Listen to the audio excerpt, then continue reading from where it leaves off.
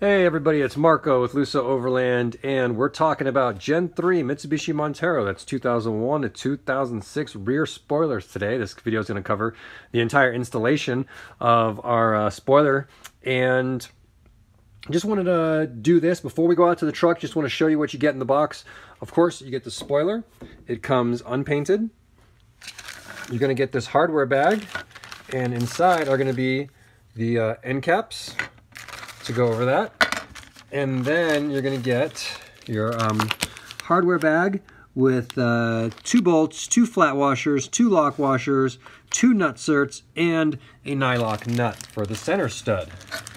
So, with that being said, the one thing I want to take some time to point out here is, like with any paint work, because these are unpainted, so you're going to need to paint them to match the color of your vehicle, most of how it looks comes into play with the prep work.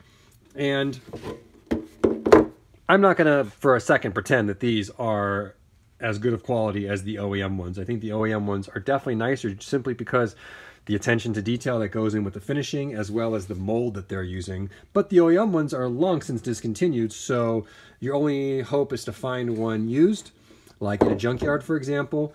Or get one on the used market, but they tend to be really expensive. So if you're willing to do some basic paint and prep work, some basic body work, you can get nice results with this much cheaper alternative. Now, I just want to show you a couple things. So, you know, they're going to come unpainted. They might have some writing on them from the factory. As you can see here, like this hole was drilled out. Gotta have to cut that off a little bit. And just look at like the mold line here. See all that flashing?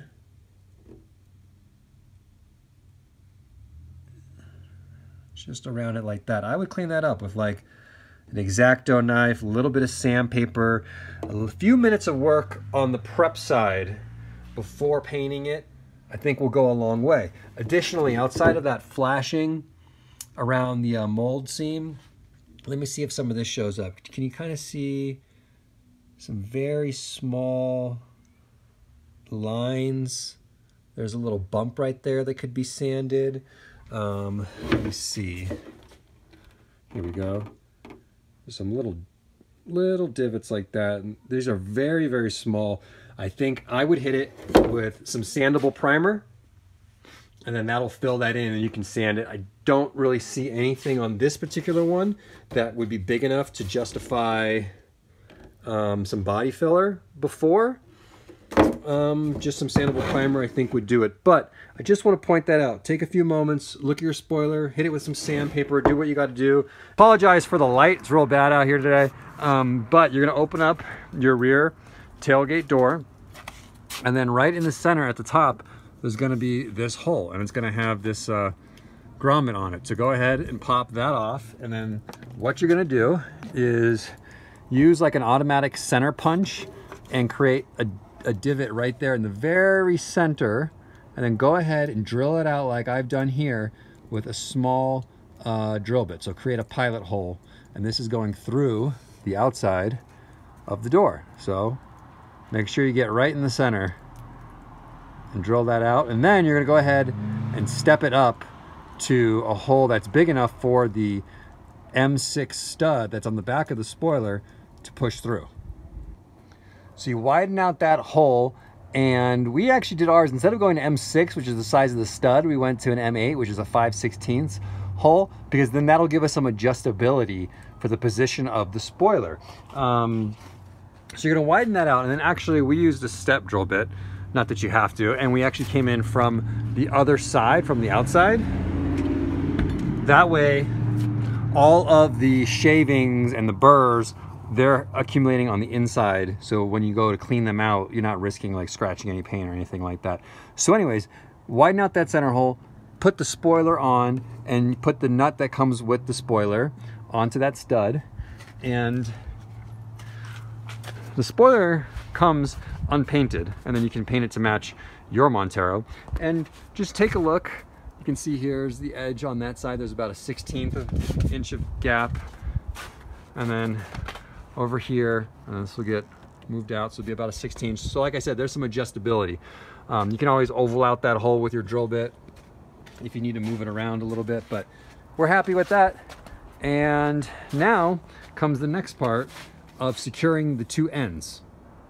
For securing the ends, you got a couple options. You could use a double-sided, high quality, like 3M double-sided adhesive tape. Just put it on the back side of the spoiler and push it down, and then you're pretty much done. But we're gonna go ahead and use the included Rivnuts for probably a stronger, more secure installation. Not gonna have to worry about car wash hitting this or anything like that. Anyways, so from the outside, when you've got your position where you want it, go ahead and mark the position of those center holes using like a paint marker onto the door, because then you're going to need to drill them out to install a Rivnut.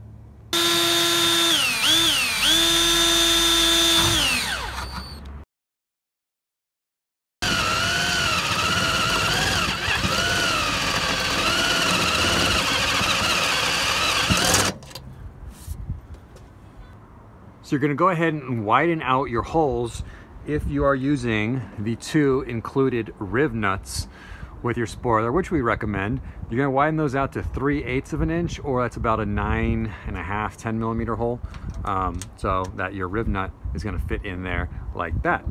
To install the Rivnuts, you're going to need a Rivnut tool of some kind. There's a bunch of different kinds. You can also do it without a specialized tool with like 2 crescent wrenches, but it does take quite a bit of force, so I definitely recommend picking one of these up. This one's from Harbor Freight, and this is like their top of the line one. It's like 50 bucks, but I think they have ones as cheap as $10. Anyways, you're going to set it up with a 6 millimeter Rivnut, and then you're going to push it into the hole you just made and squeeze these two handles together. And what that's going to do, here's an example. You push it through the hole in the metal, and then as you squeeze it, it pinches the Rivnut to create the back to come out wider, creating a captured nut in the steel for you. So that's what we're going to do now. So you've got your hole drilled and your Rivnut's going to go in like that, and then you're going to squeeze it. Now if you want, for some extra peace of mind, you can squirt some silicone right here before you put your Rivnut in, just for some extra water protection.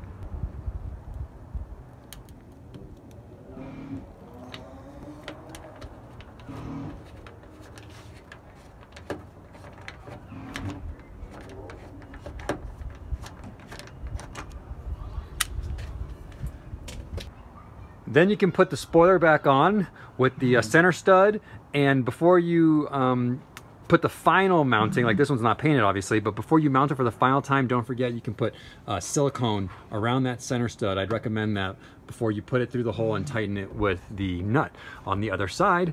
And then on the ends, you're gonna put the included bolt, lock washer, and fender washer through each end to secure the ends. And then it's gonna come with these cover plates, which can go right over like that. And that's it. Installation is done. Just gotta paint it to match. Again, this is available over at LusoOverland.com. Thanks, guys.